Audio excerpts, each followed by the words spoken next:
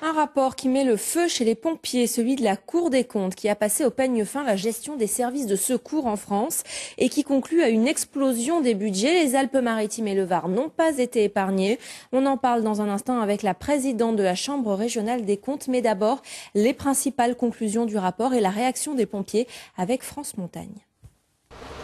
Les services départementaux d'incendie et de secours, communément appelés SDIS, épinglés par le rapport de la Chambre régionale des comptes. D'une manière très générale, on peut dire que les préconisations du rapport de 2005 restent d'une grande actualité. Les principaux constats et recommandations s'articulent autour de 3 grands axes: la croissance des dépenses et leur financement, l'organisation et la gestion des SDIS, la coordination avec les autres acteurs du secours d'urgence. Ce rapport met l'accent sur la priorité qui s'attache à une meilleure maîtrise des dépenses du SDIS qui pèsent sur les budgets des collectivités locales et des départements en particulier dont les marges de manœuvre se réduisent. Cette hausse générale serait particulièrement imputable à l'augmentation de 54% des dépenses de personnel dues entre autres au coût des gardes. Nous demandons entre autres une application de la directive européenne 2003/88 qui permettrait effectivement de revoir ce système de garde de 24 heures. Et nous ne sommes pas opposés à certaines recommandations du rapport de la Cour des comptes, notamment une mutualisation des moyens avec les moyens départementaux, etc.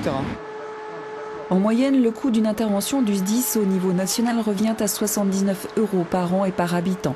Le ratio dans les Alpes-Maritimes s'élève, lui, à 128 €. Un coût plus élevé qui s'explique aussi par une activité de 30% supérieure aux autres SDIS. Cette maîtrise des dépenses passerait par l'adoption de mesures pour pallier l'insuffisance de rationalisation des moyens, qu'il s'agisse de la carte de la couverture des risques, de l'organisation des gardes ou de l'utilisation des volontaires. Elle suppose également une gestion plus rigoureuse des carrières, des rémunérations et d'une meilleure coordination entre les intervenants. Le secours d'urgence à personne, en très forte augmentation, devrait mieux articuler les schémas d'organisation et du partage des financements, notamment entre les SDIS et les SAMU, en particulier en donnant une importance plus grande à la régulation médicale et en généralisant les centres d'appel communs. Et on part donc à Marseille rejoindre Danielle Lamarque. Bonjour madame et merci d'être avec nous. Vous êtes donc présidente de la Chambre régionale des comptes. Le rapport est assez complexe, mais est-ce qu'on peut le résumer en disant que les pompiers dans notre région coûtent trop cher ? Alors, il coûte cher. Trop cher, il faut l'examiner plus attentivement. Il coûte cher, il coûte de plus en plus cher, puisque ce qu'on observe en France comme dans la région, c'est un accroissement très très net des dépenses de personnel, très supérieur à l'activité des pompiers.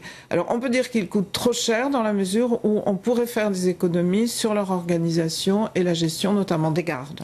128 € par habitant, c'est donc ce que coûtent les pompiers dans les Alpes-Maritimes contre 79 € dans le reste de la France. Est-ce que ça peut s'expliquer aussi par plus d'activités, notamment à cause des incendies, des inondations dernièrement ?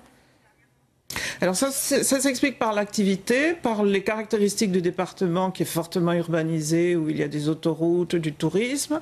Ça s'explique aussi par l'organisation du SDIS des Alpes-Maritimes, où la proportion de sapeurs-pompiers professionnels est particulièrement élevée, en tout cas plus élevée qu'en France. Mais ça ne s'explique pas par les incendies, puisque ce que l'on observe dans la région, dans les Alpes-Maritimes, comme pour toute la France, c'est que l'activité incendie a fortement diminué dans l'activité des pompiers et qu'elle représente 8% en France et moins de 5% dans les Alpes-Maritimes. Ça veut dire que l'essentiel de leur travail, c'est du secours à personne. D'après vous, ça n'est pas à eux de le faire ?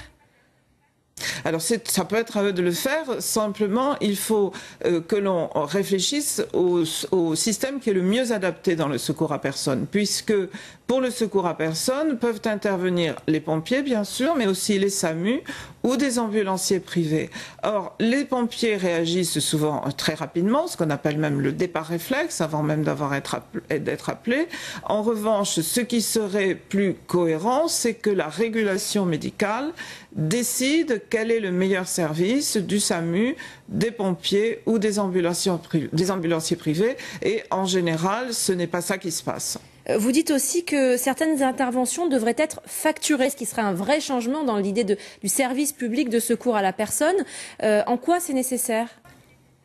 C'est déjà le cas. Dans certaines régions, les pompiers facturent leurs interventions, par exemple pour la destruction de nids d'insectes. S'il ne s'agit pas du domaine public, si c'est à la demande de particuliers, ils vont facturer leurs interventions puisqu'elles pourraient être réalisées en fait par des sociétés qui auraient cette spécialité-là. Donc il est tout à fait normal que ces activités soient facturées. Elles le sont déjà. La question, c'est de savoir à quel coût et à quel tarif. C'est au conseil d'administration du SDIS de le décider en fonction de ses propres coûts et en fonction aussi de l'idée qu'ils se font, de la conception qu'ils se font de leur travail.